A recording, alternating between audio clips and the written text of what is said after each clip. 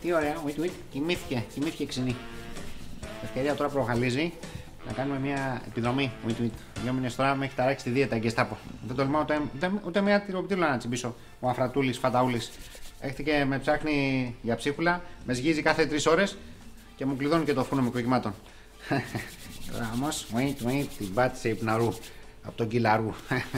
Πάσχα θα κάνω, Πάσχα, κύριε, Πάσχα, λιάγκα.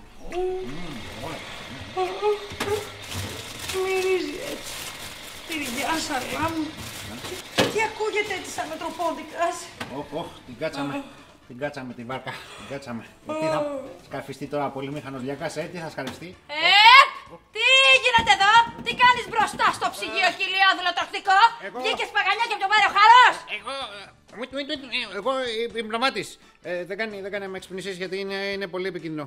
Δεν τρώω εγώ, αλλά ο υπνοβατών εαυτός μου. Σε ποιον τα πουλάς αυτά, μωρή Κατερίνα Σεφιανού, επειδή με ξανθιό νομίζω ότι είμαι και ηλίθια, Σαβουριάζεις ότι βρεις μπροστά σου επειδή με πήρε ο ύπνος. Να κάνω νετράχη της Τασμανίας, να σε αφήσω να φας όλο το ψυγείο και να μου ξυπνήσεις το πρωί 6 μηνών έγκυος.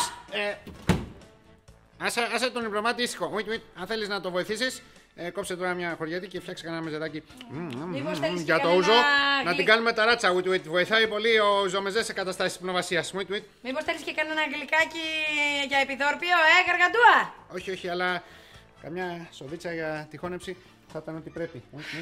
Ρε ο Βελίξ με τη μεγάλη μύτη. Θα σε ταράξω στη θύετα από αύριο. Θα σου περάσω ρε λουκέτο στο στόμα και συναγερμό στο ψυγείο. Θα δεις τι έχεις να πάθεις. Την τυροκαυτερίρα θα τη βλέπεις με τα κιάλια και τις τηγανιτές πατάτες μόνο στο λέω μόνο σε φωτογραφία ρε στο ίντερνετ. Θα δεις τι έχεις να πάθεις. Και θα βάλω και εδώ κανένα ρε στο φούρνο.